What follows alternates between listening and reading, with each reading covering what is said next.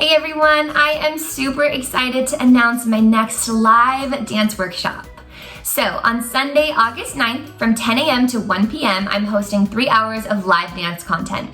That first hour is going to be a flexibility class where I will guide you through a ton of exercises and give you all the tips to expand your range of motion and nail those flexibility tricks. The second hour will be an open level lyrical class where you'll get to learn an exclusive routine choreographed by yours truly. And that third hour is going to be an inspiring interview with So You Think You Can Dance All-Star Alex Wong.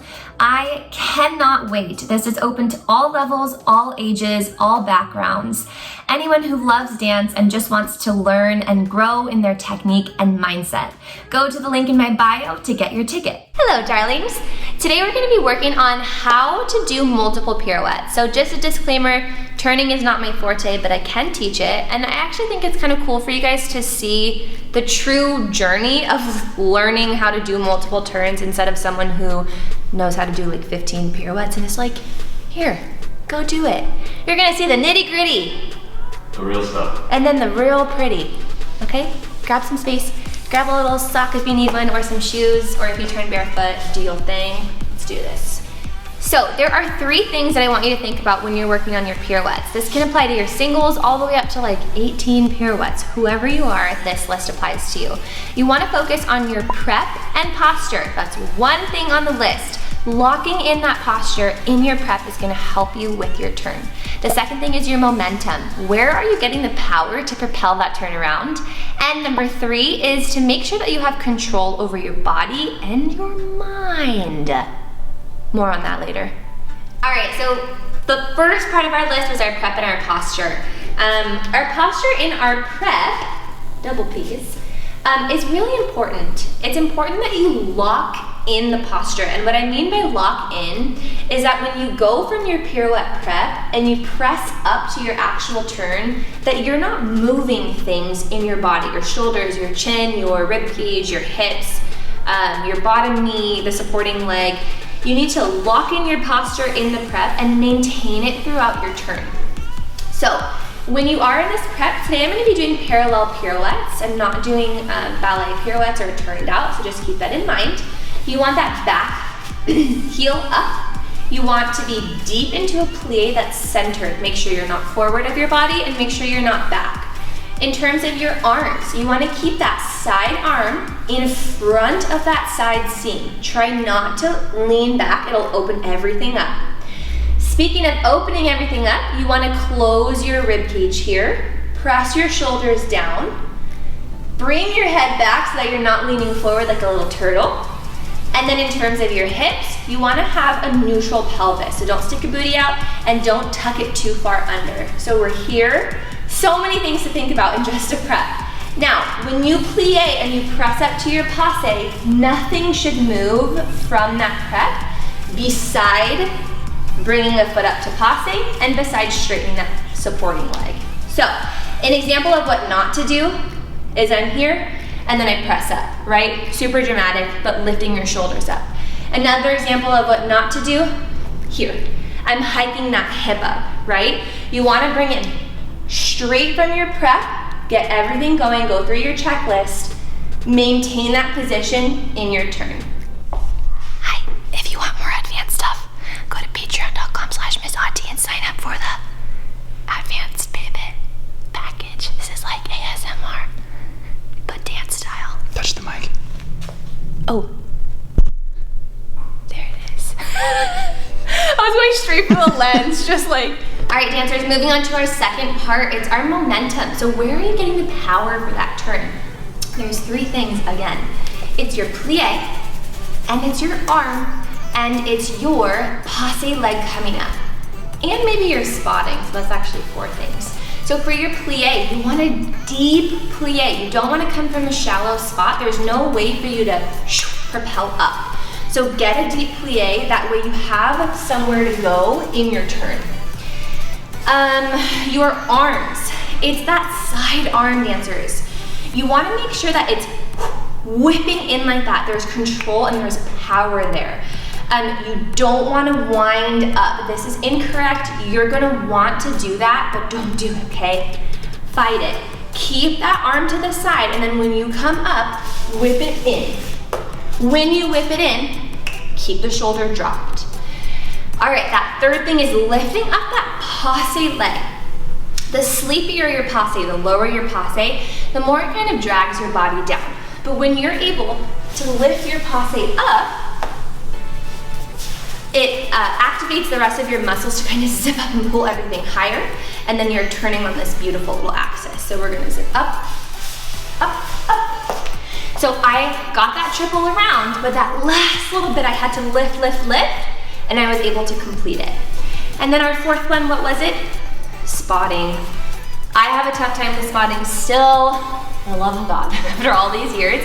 It's tricky, but you find that stationary thing in front of you, whatever it may be, a dot on a mirror, a friend that's not moving, whatever, so a clock on the wall. You lock in and keep your eyes on that spot. Spotting takes practice. It's tough. Don't get discouraged. Did I go through all four things? I think so. We're gonna run it back. Okay, this third part of the list, we need to have a little heart-to-heart conversation. It's control. Control over your body is doing things like core exercises, your sit-ups, your planks, whatever. Arm strengthening, any sort of conditioning is control over your body so that you have the strong muscles to have a nice and smooth turn. But control over your mind is something that we need to have like a little fireside chat right now. Oftentimes, and I do this to myself, I psych myself out for my turns because I go in thinking, oh, I'm not the strongest turner, I'm not gonna be able to film this video, or I, of course, did a good turn off camera, and then when the camera turns on, I'm like, oh my gosh, you start to get in your head. So controlling your mind is knowing that with practice, with consistency, and a lot of trial and error, you're going to get these turns. It took me a long time to be able to get to that place, but you can do it too. So when you're preparing for these turns, when you're watching this video, when you're practicing your multiple pirouettes, take a deep breath, let all the tension go out of your body, and just focus on what you're doing instead of all the worries in your head, because that is the biggest roadblock to getting a lot of pirouettes. Okay, so a good pirouette progression is a chasse, pas de bourrée, pirouette. We're gonna start with the prep, move to a single, move to a double. You can move to triples, to 4, to 5, to 6. Wherever you are is lovely, okay? I'm kind of working on triples, sometimes quads on a good day, so we'll see if we can get there. Let me show you the chasse pas de bourrée. So you're gonna start in a first position. You're gonna plie with the chasse. Keep your posture locked. Straight up and down, pas de bourrée, back, side, and then prep. So when I did the pas de bourrée, my arms came down, and then for the prep, I have a plie here. Now I'm gonna go up to my prep, and then I'm gonna shoot out, and I'm gonna land in a parallel elevate, okay? From there, dancers, you don't wanna come down. You stay up here and go straight to the chasse again. Chasse, pas de bourrée, prep. Single and land. It's okay if you're wobbly, always land and elevate. Again, chasse, pas de bourrée, double, and land. So even those little hops that I had, it's okay, it's gonna happen to you. You're here, try not to just come down and be like, oh. When you do that, you're training your body to just come right out of your pirouette. Instead, I don't care if you're hopping, I don't care. Land in that elevate, train yourself to stay upright. Have a tall spine, lock those knees in here, keep your posture up. So even if your turn isn't smooth, stick the landing. I tell my dancers, always land. I've had dancers like literally fall to the floor and I'm like, get up and land. And then they land in their little pirouette. And it's training your mind for that discipline. Let's go back again.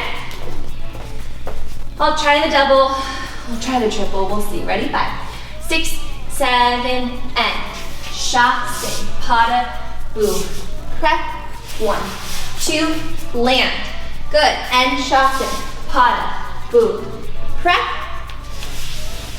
woo, and squeeze. Again, chasse, pas de bourrée, prep, land no matter what. Last time, chasse, pas de bourrée, prep, and finish. Good job, my loves. I am so thankful for all of you that you've given me a space to be able to teach you things and to show you things and to not have them be perfect. I think when I first started the channel, I was like, everything I teach has to be flawless or else, I don't know, or else what? This is the true like raw nitty gritty of learning to dance. Sometimes you'll have a beautiful quad off camera, and sometimes you'll have a single that you're hopping around on, but that's okay. It's learning how to navigate the in-betweens of your dance training. So thank you so much. I love all of you. Hop over to patreon.com/MissAti, and I'll see you all next week. Let's see if I can do this again, B.